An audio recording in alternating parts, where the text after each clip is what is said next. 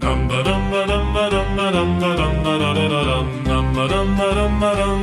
Dungeon Dudes. Welcome to yet another adventure in the Verdant Awakening campaign. My name is Chris, I'm your DM for this adventure, and around the table we are playing with us today. Ruben playing as Ebonyclaw Shadowtooth. And I playing as Saldrin. Sylgar playing Gabriel Brightwing. And Teddy playing Thornsley Shatterscale. And we're continuing our adventure today. Now, last time where we left off, we were right in the middle of a battle.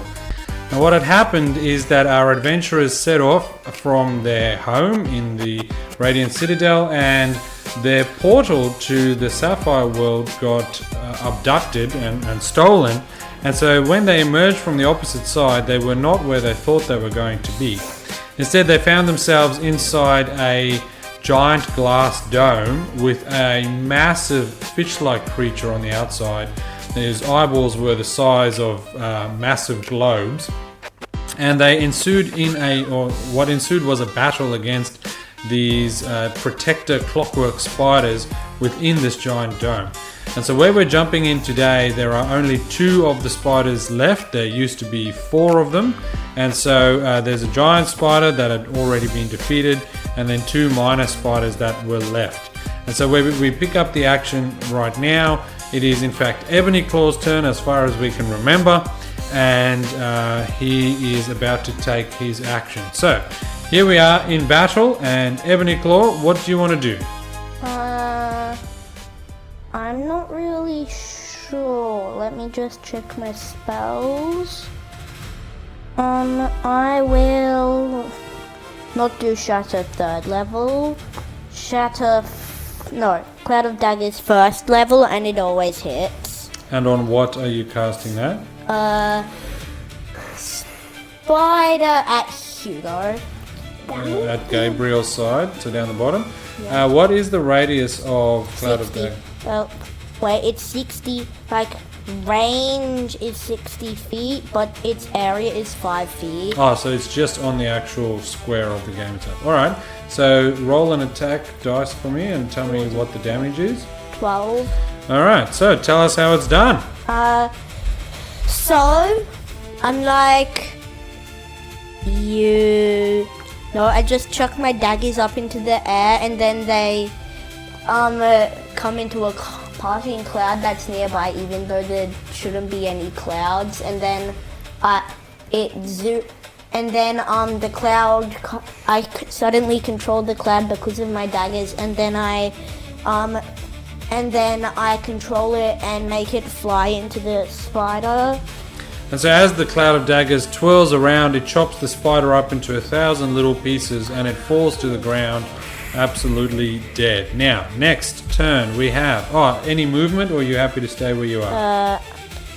I'm happy to stay. Saldrin, you are next on the turn order. Right next to you right now is a spider, and behind the spider is Thornsley standing immediately behind him. So what do you want to do? Let's check if I have any spell slots left. Aren't they beetles? Oh, yes I do. I'll use level 2 guiding book. Okay. So just make that level 3. Okay. They're in for it. So that always hits, is that right? Or do you need to roll for that? I need to roll. Alright, roll. Targeted strike or whatever. And I got 23. That hits. And damage? Obliteration. 66. 21, not D6. Well. Yeah, D6. Tell us how it's done. I just blast him, and since I got a 21, he just turns into, dust. It blasts into, and then the dust is in my face because I'm right next to it. I blast him into dust, and then that dust just blows away. So yeah, so as your spider, or as should I say, dust. Sure. And so the spider, now in a crumpled heap of dust, eliminates the last of our attacking friends here, and so you can drop out of the initiative order now and return back to normal mode. But actually what happens as you've defeated this last spider, you look around And as the last mechanical spider clatters to the ground, its gears have sparked out. It has in fact been turned to dust, as we decided. And as it dies, and as the dust settles on the ground, you hear a high-pitched whining sound. And it fills the whole dome that you're in, the terrarium that you're in. Now, what do you want to do? I want to just walk over to the... No, I'm just going to loot the big spider to see if there's anything worth pinching. Okay, you can do that as you walk over, Thornsley. I want to be like searching around for like where the whining sound's coming from and like seeing if I can what the whining sound is. So roll an investigation check for me, and while you do that, we'll go to Gabriel, and then we'll get to resolving the loot. Gabriel, what do you want to do? I'm going to cast a level 2 cure wounds on myself. All right, describe for us what that looks like, please. I'm just going to cast it first, and then do how much health I get. I get 12. Beautiful. 6. So where are you up to now? How much have you got now? I've got full. You're restored back to full health. And it's like I kneel down on my knees, then touch the ground, then plants grow up that heal you. Then I pick all of them and shove them into my mouth. Great, Matt. Take an inspiration for a beautiful description. Well done. All right, so Ebonyclaw, you walk over to which of the spiders here are you looting? The big one, is that right?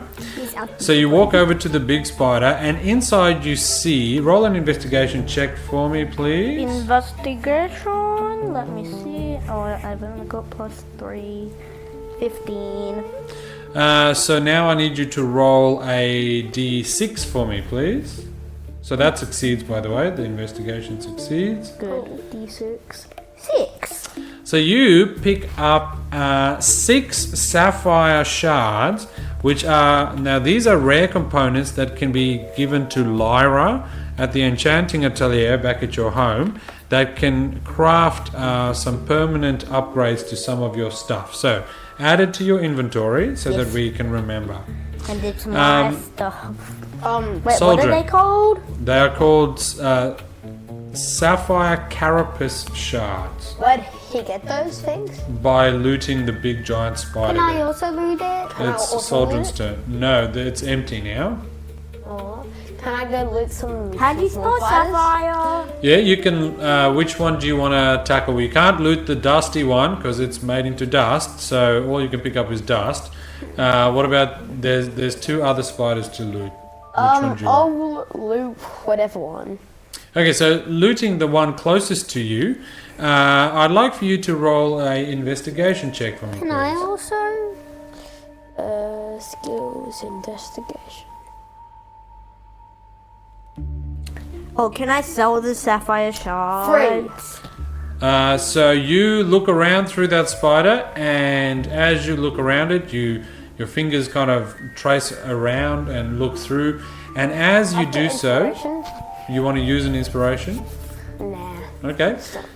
So one of its clockwork bits that power it actually short out, and you take 1 damage from the shorting spider. 1 lightning. 1 lightning damage, but you get no loot instead. Gabriel. I'm going to loot the one in front of me. All right, the last one being looted. Gabriel, roll an investigation check for me. Investigation. I've got +4. I don't think this will be good. It's a 23. Ooh, I don't know. Well, that succeeds, and what I need you to roll now for me is a d4, please. Oh, and a depending on what you get, you'll get a different loot. And by the way, you have to share this with me because I shared the metal that I 4. found. Okay, so you get 1 clockwork core box. Now, what this is, it's a beautifully intricate brass gearbox that you withdraw from within the spider, perfectly intact. And this is something that Barnaby can use to upgrade your crossbow in future, so you can add it to your inventory. Wait, only the crossbow? Only the crossbow. All right, so What's it called? it's called the clockwork core box. Thornsley can help you spell that. All right. Now, Thornsley, you've been investigating where the sound comes from. Yes. So let us have a look. Yeah. I rolled a 5 at first, I think, and then I used my inspiration and then got a 6. Let us have a A look. 7. All right. So you walk around. So remember where you're in. You're inside this giant glass dome. At the base of it is these brass runes that can light up. And then there's basically a giant glass dome over the top. And at the very top, there is another set of brass as well that circles around the top of the thing. Now, as you look up through this glass, you see that it's completely flawless, solid, it's tightly sealed. And you don't understand where the sound has been coming from. Now, I need each of you to please roll for me a d6 at this time. D6. I really don't want to take any damage because I have 5. 1, 2, 5. Saldrin? What? 5. Okay, so Thornsley, you as you look around, you look around, and the air inside this seems to feel very thin and hard to breathe, and you kind of cough and splutter with your 1, and you take 1 damage. This is effectively suffocation damage. Okay. But there's no such thing in D&D, but you have started taking 1 damage. Started. Yeah. Alright, so that's where you're at. You're in this glass dome, you've looted the spiders, and you hear this hissing sound, high-pitched hissing sound. Was okay the one who... Would the water breathing do anything? Maybe, maybe not, who knows? Because I'm going to level 2 to Cure Wounds Teddy. Okay, you can do that. Lost 6 XP. Don't worry. I want to do it to Teddy. Okay. Don't worry, I'll healing word you. Alright, Saldrin, what do you want to do? I'm healing wording you, just so you know. Saldrin, what do you want to do? 11. Well, the spiders got in here somehow. Remember, they came out of a trapdoor at the bottom. Trapdoor has sealed shut now. That's... Well, would her character still remember where her trapdoor is? You can roll a perception check for me, and you can see if you can see where the trapdoor is. I'm going to help him. Can I do that? You can separately 22. roll it. Okay, so Perception? yeah, he's got a 22, which is a success anyway. Or Can I do perception of +6? No, he has 20. found. So with the 22, you can just make out the faint outline of these. It's effectively a square outline in the floor, about 10 feet away from where you're currently standing, up to the north. And that is where the trapdoor is that the spiders came out of. Can I try to open it? Yeah, you can walk over to it. I need you to roll a strength check for me, please. Strength check. Oh, how do you want to open it? Let me ask you that instead. Well, what are the options? You are the character. You can try I can whatever. give you a crowbar. Yeah, I'll give him a crowbar. Sure, crowbar. Okay. Me. Where is it? Okay. Who's rolling all those class act dices? All right. So you've got a crowbar. So you need to remember to put that in your inventory. Ebonyclaw's lent you one, or maybe you just keep it in yours and you can just lend it to Okay, him. I'll use that at crowbar. All right. So now I need you to roll a strength check for me, With please. advantage. With advantage. But before you do that, I need you to roll. I rolled a 21 anyway. Before you do that, I need you to roll a sleight of hand check, please. That's not with advantage. Sleight of hand. Sleight of hand. I got an 8. Okay, so you take the crowbar, you try and jam it into the faint line that you found, and with the 8, you can't find any way to jam it into the hole. Now I need you to roll everyone to please roll a d6 for me again. No! What is that taking damage? 6, 2, 3. It's not letting me in. I can't roll. Hugo, I'll just roll it for you. 66. Okay, Hugo got a 4. Okay, and so nothing happens. Now, What else do you want to do, team? Well, could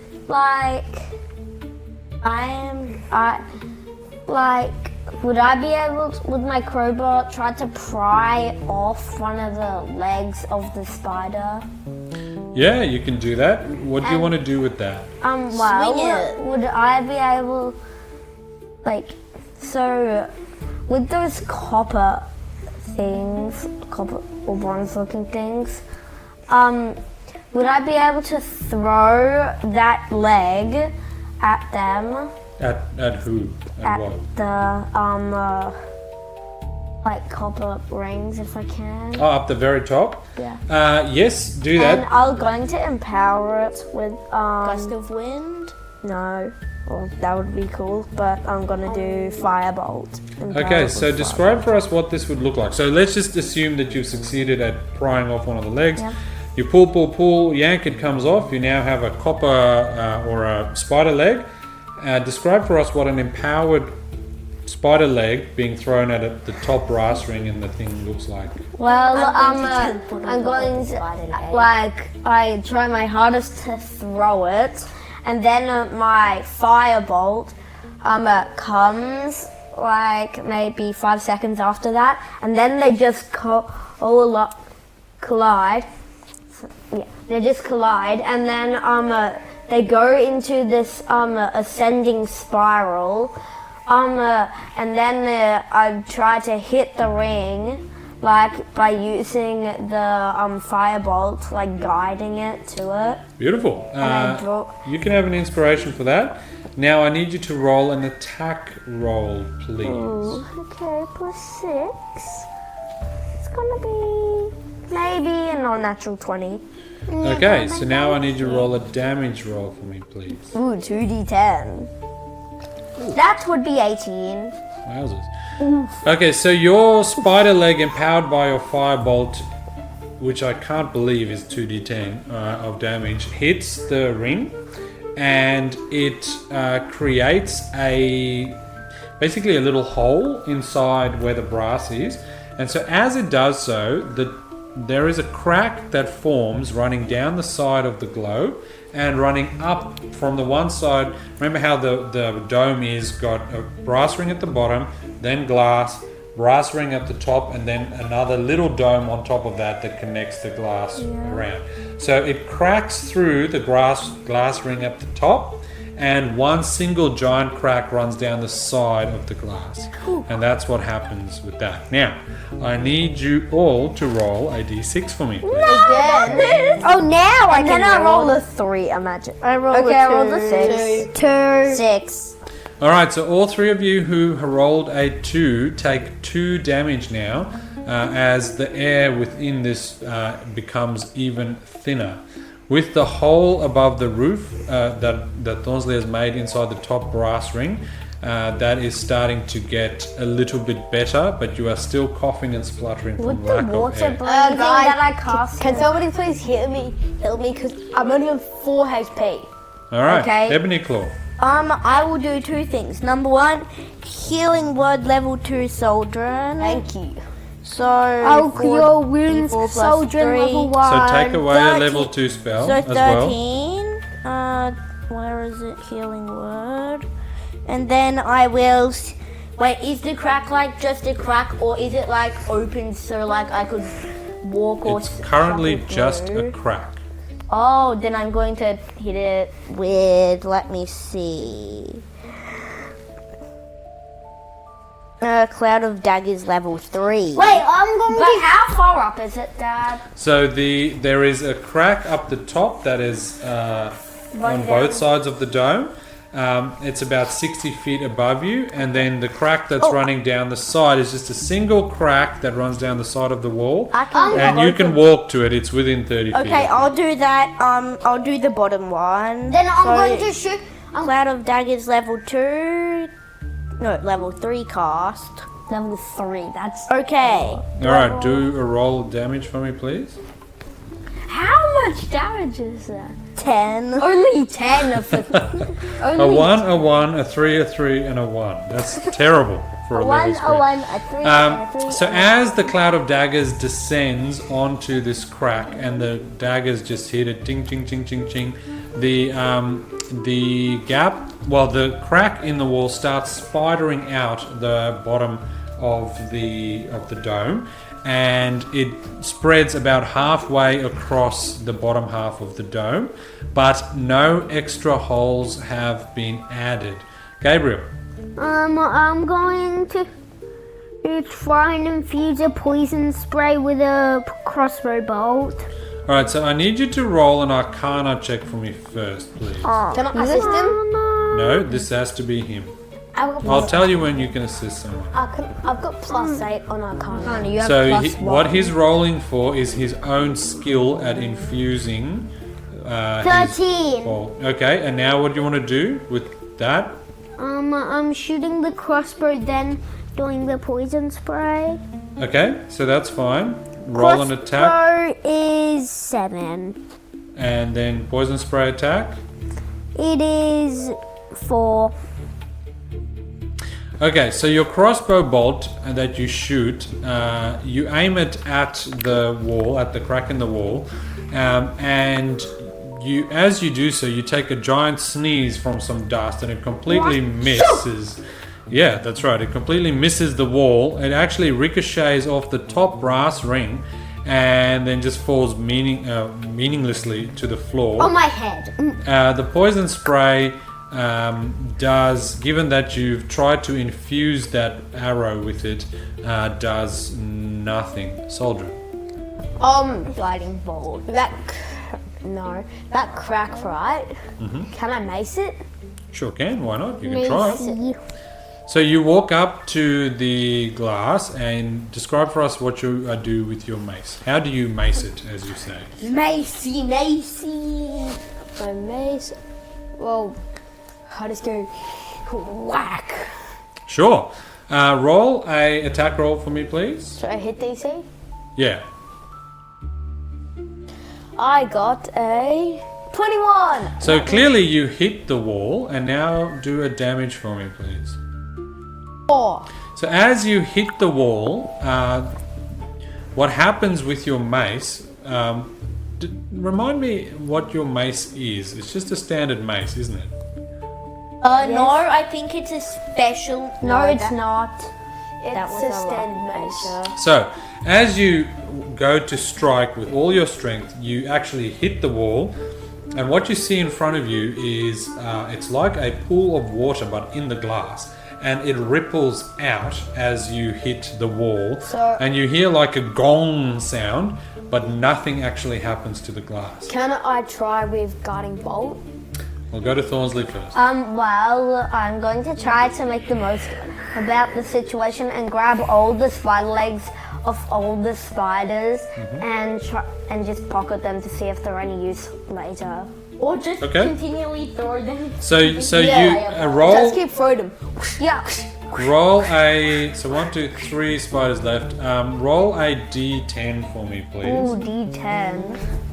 I wonder if he wants to get his. That would be a 9. Okay, so you managed to pry off 3 legs that you can pocket and put in your backpack. Okay. All right, Gabriel, what do you want to do? I want to take off other legs. There are. There are none left. They're all completely destroyed. Then I I thought I will. destroyed the legs of the big spider. I'm going to try and poison spray the crack in the wall. All right, roll a DC for me, please. From what I know, it's immune to weapons. 17 That's the attack or that's the damage? attack. Okay, and roll at the damage for me, please. 2D12 for 2d12. a cantrip.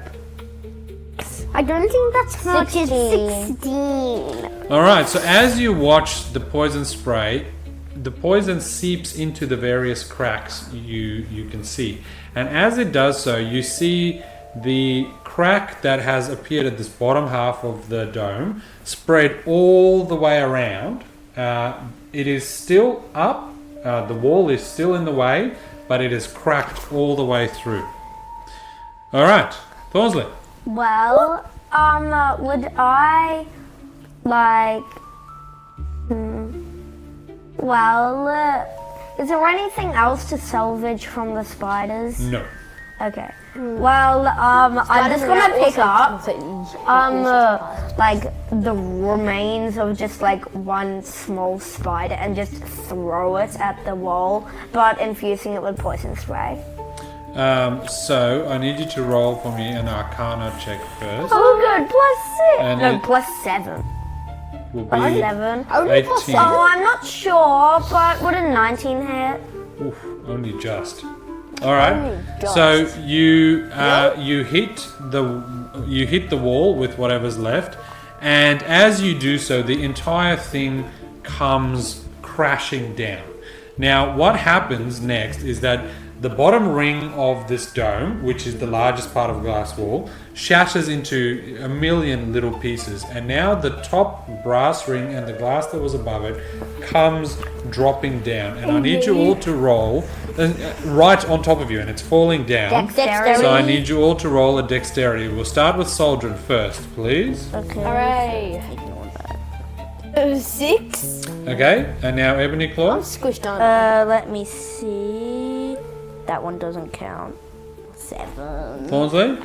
Well, I'm going to use my heroic inspiration because mine was definitely not good. No, Teddy, you have Gotta to.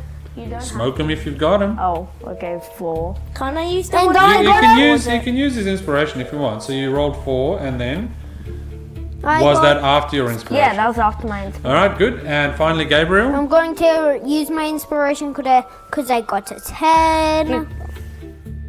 And that is 16. Okay, so as the top falls down, Gabriel, you happen to be towards the side there, and you dive out of the way, and the thing that falls misses you completely. The other 3 of you, now imagine this in your mind.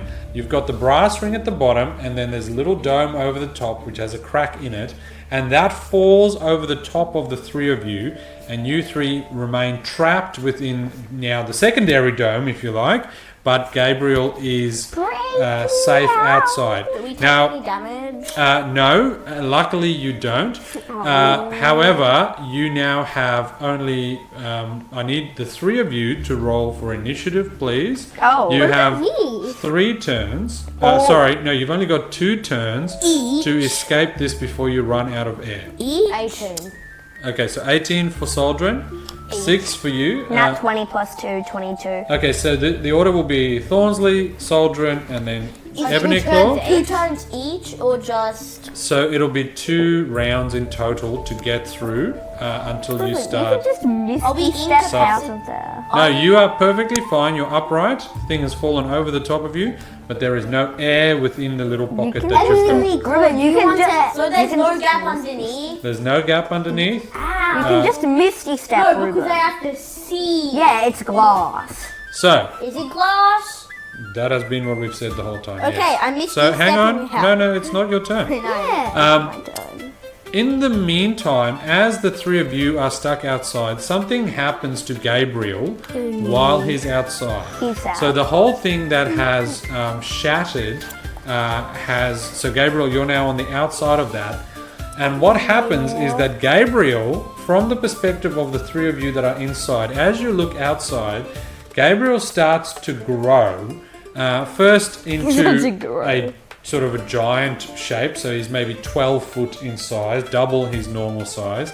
And as you watch, even as this thing falls down on top of you, he grows even larger and larger and larger, up to the point where you end up looking at Gabriel, and Gabriel is as tall as the tallest statue, like a building, the tallest building you've ever seen, out there next to where you were before. Talk about eating a Mario mushroom. It's like eating a Mario mushroom times 1,000. So there's this massive Gabriel on the outside, Poor Mario. and the 3 of you are stuck inside. Makes Now Mario for seem puny. the next, for this round now, Gabriel cannot interact with you. He's just a spectator watching what to him you look now like tiny little ants inside a little glass dome. I squished. So, Thornsley, What do you want to do on your turn? Well, Magic attacks. if well,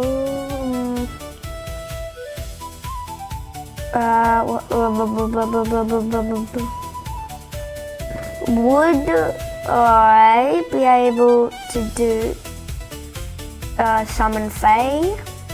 You can do that, yes, if you'd Yep. like to. Why? And now, since I've casted that, my small Fae guy shall do a multi-attack on the glass. Sure. My face So goes what's into the damage multi-attack. type that he's doing? He's using his Fae blade, which his modifier is +6 to hit. So Alright, so roll a normal attack there, please. yep, D6. No, what? D20 plus 6. Yep, D20 +6. Would a 24 hit? It does. So roll the damage. And the damage, I just need to check. What type of damage is it? Does the Fae Blade do? Force damage. Okay. And 2d6. 2d6 plus 3 plus the spell's level. So 2d6 plus 3. Plus the spell. So +6. 2d6 plus 6 because it's a third level spell. 2d6 plus 6. 6 plus 6 is 12. 6 times 4 So that first one, and then should I roll it again because it does the multi-attack? Yep, you can do that. Yeah. Then you get a nat 20. Would an 8? 18 would an hits. 18 hit? Yep. And then 2d6 plus 6. That was 1d6. Yeah, 1d6 plus 1d6. 12 again. Okay, so 24. this is what you see as this Fae creature attacks. Now, what kind of Fae is it? Well, he's basically this guy, which he's the waiter at my favorite restaurant called Feed Your Face. Very good. Have an inspiration for that. Good play on words. Now, what happens with the waiter that is from Feed Your Face is that he hits the glass, and with the force damage, it does exactly what happened to Saldrin's mace. So it hits the glass, and you hear a dong sound, and you see these ripples ripple out again. And then he grabs the other, he looks at this kind of a little bit confused, grabs his other knife from his pocket, and takes a left-handed swing, and exactly the same thing happens. I told you, magical attack. Now, any bonus action? Well, my Fae can do a bonus action. Okay. And his bonus action, I want to make him big, so that's why he's gonna use his. He can break the fuck His off. bonus action, Fae Step. He magically teleports in 30 feet in an unoccupied space it can see. So basically, then one of the following effects occurs. So just go out. He's trying to go outside of the Okay. thing. So as he looks through the roof, he decides to teleport, basically like a mystic step. And as that happens, you see your waiter, the same thing happens that happened to Gabriel.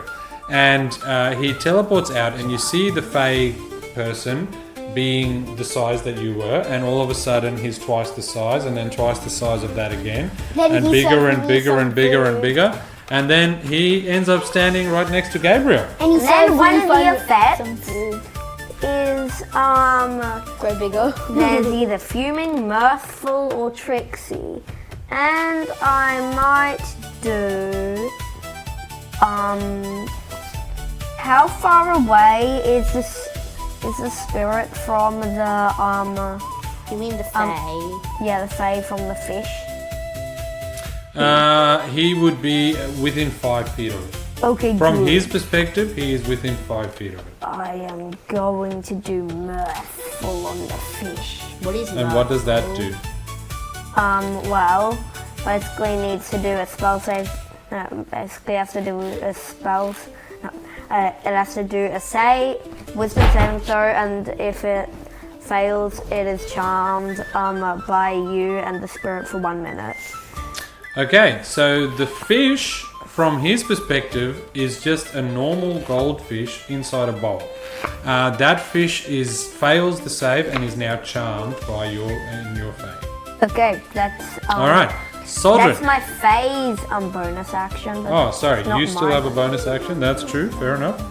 Yeah, my turn's going on forever. No one likes a long turn. Yeah. So, on my bonus action, All right, Thornsley, my bonus action, that. are you done? Yeah, I can't do a Saldrin. bonus action. Okay, I'm gonna level 1 guiding bolt it. The roof, that is. Yep. Yes. Be careful, you might ring glass. Do an attack roll for me, please. My hit DC is 23. That hits. The damage 12. Okay, so as your guiding bolt hits the roof, describe for us how it shatters and what happens next. It just shatters, and then because of that force of her guiding bolt, all that glass just comes just blasting out. And then Hugo. and then it hits Hugo in vision, and it's like, ow, what was that? Are the ants throwing stuff at me? Very good. Have an inspiration for that as well. I really got inspiration. Okay, so as the glass then shatters. Can I give my inspiration to someone else? Me? Give it to me. No, I'm going to say no this time around. So as the glass shatters, the little bronze ring also shatters with it, and both Thornsley and Gabriel and yourself, Saldrin, kind of come tumbling out of this space. And as you do so, you realize that the brass rings were a magical miniaturization spell, effectively, and you were stuck within what to us would be a snow globe on a desk somewhere. So you kind of come tumbling out of this, and as you do so, you start growing, doubling in size. Doubling, tripling, quadrupling. And you take a deep breath, and you're standing next to your Fey Touch creature, your Fey creature friend, and also next to Gabriel, and all of you are together standing up. Now, you look around, and as you look around, to the left of you, there is a goldfish that looks at Thornsley with this absolute delight and admiration in its eyes because it is so charmed. And I am a druid. And you are a druid, and so you now are standing outside of this thing with a charmed fish. All of you have your eyes focused on this particular fish. Why is it Sylgar? So that's where you find yourself. Any action that you want to do now that you're out of initiative action, Saldrin? I want to confront this fish, and I'm gonna say, Fishy, is your name Sylgar? And why did you put us in that snow globe, you naughty fishy? Alright, so the fish turns towards you, and being a goldfish with intelligence of 1, it just kind of looks at you quizzically and then turns around and goes on swimming. Does Thornsley. anyone have Well, is there anything valuable in the room? Okay, I need you to roll a perception check for me. please. I'm also I want to do that as well. Me too. Oh, but this is meant to be me. Perception. Would a 25 do it? Would a 14 do it? Yep. Would Then an don't 8? roll it twice. Would a 4 do it? Where's No. perception? Okay, then I'll just roll again. Alright, so No, I haven't rolled yet. Would a 22? both Saldrin and Thornsley stand up and they start looking around. And as they look around, they see the following things. You are standing inside a dark and opulent stone chamber. Opulent means like richly, ornately decorated. So there's lots of expensive things all around you. As you look around, you listen and perceive, you hear that there are kind of footsteps. You can maybe hear a cart rolling by on a cobblestone outside the building that you're in. You hear distant noises of a city that you're in. What you would expect from a city noise. There's rumblings of discussion and those sorts of things. You can maybe even hear some people chatting around a marketplace. You hear some hawkers trying to sell their wares. On the table in front of you, next to the giant fish that is now a normal sized fish, there are papers lying around. And right in front of you, you see on this very same table, there is a magnifying glass, a couple of quills, an ink pot as well. You remember that there was a ink pot that you saw from within the snow globe, and it looked like a giant, massive sea of oil. You now realize that was just ink that had been spilt on the table itself. We'll pause that there. We'll go to Gabriel, who wants to say something. I want to go speak with animals on the fishy. Alright, you can do that. Let's do that. You roll, cast. You can cast please that. tell me my questions. That's what I was going to say. I'm going to ask it what Saldrin asked it. Alright, so as you cast Speak with Animals, It's a ritual. yeah, that's fine. You say bloop, bloop, bloop, bloop, bloop, bloop, bloop, bloop, bloop to the fish, and it looks to you, and in your mind you understand it replies, and it says, you are not master. Where's master? Master gives food. I want food. Where's food? I say after that, is Xanathar your master? And so you say bloop bloop bloop bloop bloop bloop bloop bloop bloop bloop bloop Xanathar. And the fish replies bloop bloop bloop, and he says, which is effectively Aquan for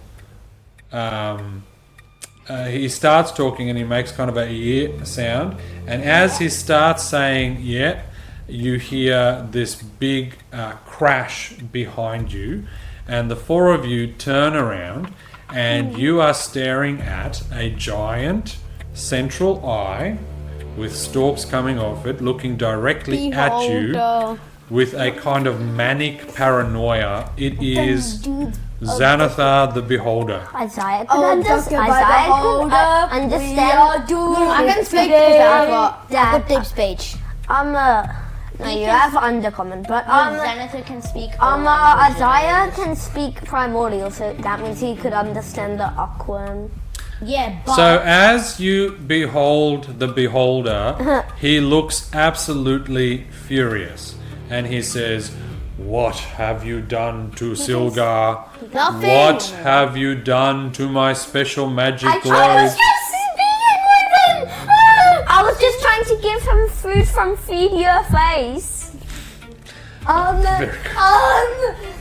Can I play you music? I like your book. And so as you pull out your lute, Xanathar, you see on one of the arms that has stalks with these other eyes, multicolored ones. There's a pink one, a green one, a blue one, red one, yellow one, black one. These eyes on the stalks start to blink at you, and that is where we're going to leave our adventure for today. I really don't want to have to face a beholder. And so, players, that's where we end ourselves today, in a very precarious situation, facing a beholder, you being only level 5, Xanathar being famously the crime lord of Waterdeep, so thank you for playing with us today. If you've been enjoying this podcast, we want to encourage you to like and subscribe, and particularly share it with those around that you think will enjoy listening to this as well. Special shout out to the kids table, and we wish them all success on their newly launched campaign that they've been playing on their channel. We want to encourage you to go check them out as well. But in the meantime, players, thank you so much for playing with us today. Today around the table we've had Gabriel playing Gabriel Brightwing. Hugo Teddy playing Thornsley Shatterscale. Ruben playing Ebonyclaw Shadowtooth. No, Shadowtooth. Bleh. Isaiah playing Saldrin. and also getting stuck in the world of dice being rolled. Thank you, gentlemen, for playing with us, and we'll see you all again next time on Dad's Dungeon Dude.